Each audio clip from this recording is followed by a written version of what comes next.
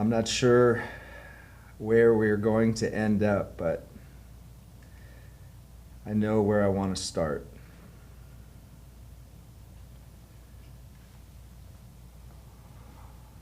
A week ago today, one of my good friends, my brothers, and a client for over a year committed suicide.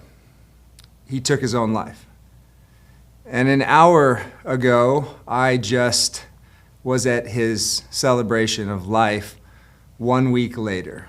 And so today I feel called and compelled to share, to possibly deliver a message to inspire hope and grace in whether you ever have or have had suicidal thoughts or tendencies or ideologies, or you are a coach or a trainer or a teacher or a parent, and you don't know exactly where to start or to begin a conversation.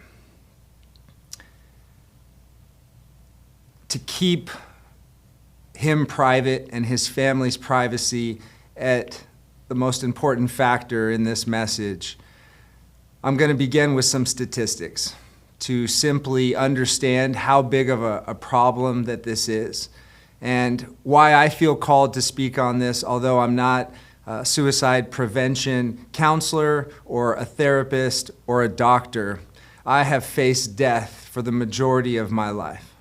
My mom accidentally overdosed on prescription medicine when I was 24 years of age, and I came home to her house the next day, and she was in the bathtub.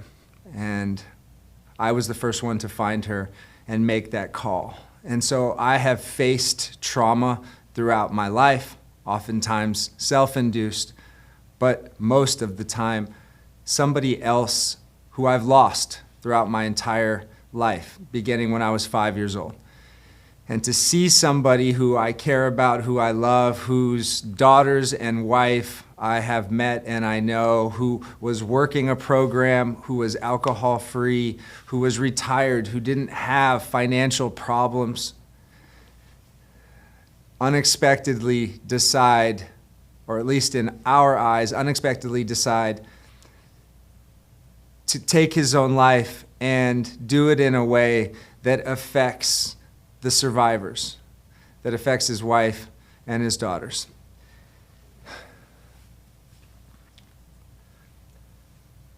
For starters, a suicide resource that most people are not aware of, myself included before this last week, is that you can text 988 at any time on your cell phone to have a conversation, to get responded to. For veterans, this is the 988lifeline.org and the Teen Lifeline 602-248-TEEN.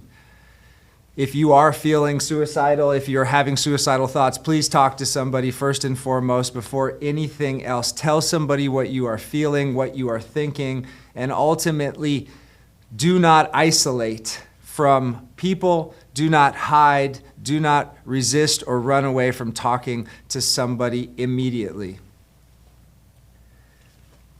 These statistics come from 2023, where 49,316 people committed suicide.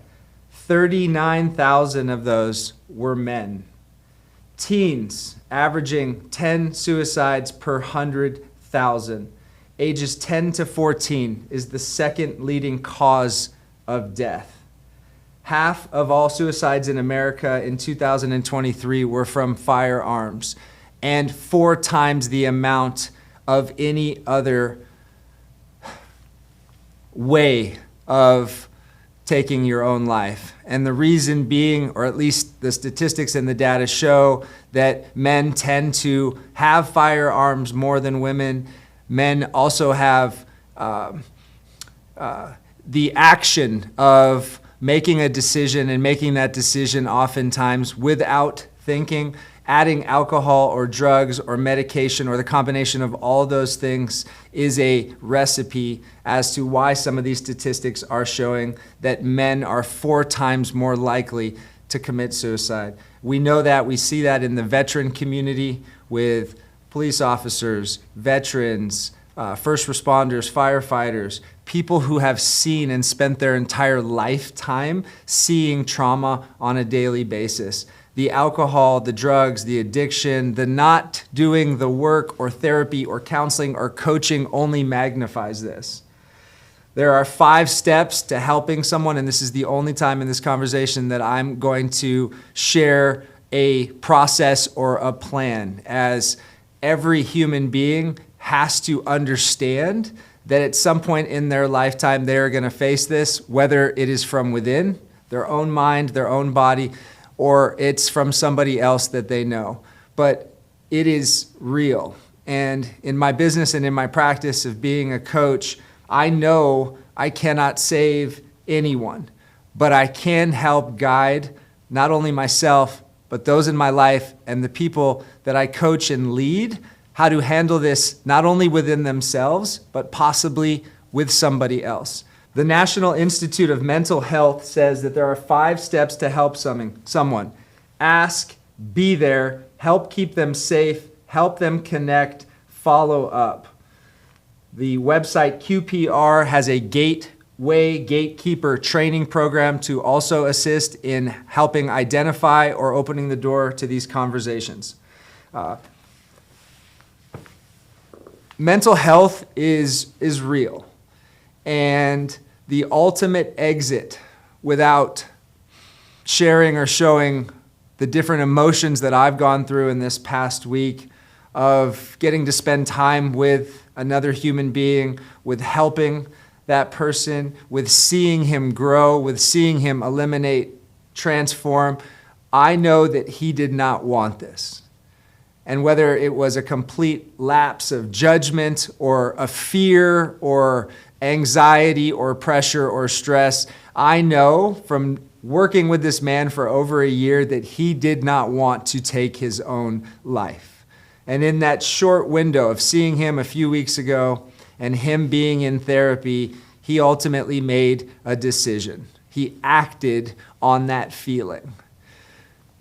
I've been angry, I've been sad, I've been upset, but ultimately, there is no feeling or emotion in me that can replace what his family is going through right now.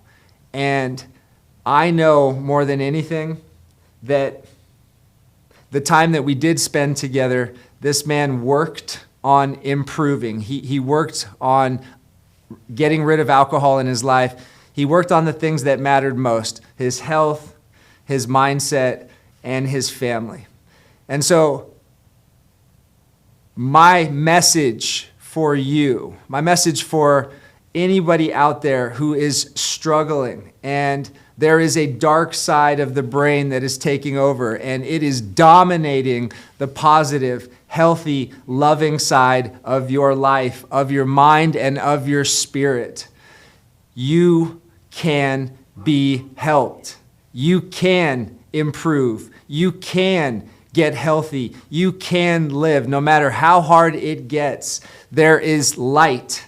And if you believe that and you ask and seek for help, no matter where it comes from, you have a chance. You have a choice. But taking your own life means you've given up and that you have no chance and no choice. And so I want to just leave you with this. When your brain tells you to do something as dark and as painful as suicide, I am asking you to stop, to pause, to think, to breathe, to go for a walk, to do some push-ups, to call somebody, to tell somebody, to use the resources that are available to you. But no matter what, I plead with you to not take your own life. And if somebody in your life has, I am challenging you to use this, not to go into your own mental health spin out or to create more problems in your own life, but to use it as a light to help more people. I say this all the time in my business and in my practice and in my life. If I didn't do this work, if I didn't feel that there was a need for somebody to deliver a message today in this moment, knowing the pain that this man's family has suffered and will continue to suffer for the next generation, I plead with you to have a conversation, to be open, to be available, to ask somebody not just how they're doing, but how they are feeling.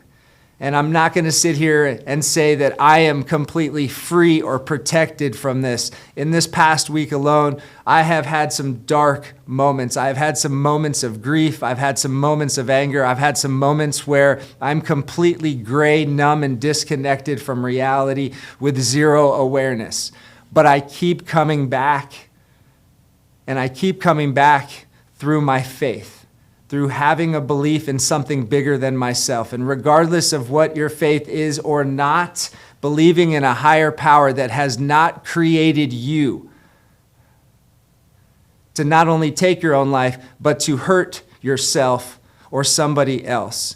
My thoughts and prayers are with this man's family. My thoughts and prayers are with you.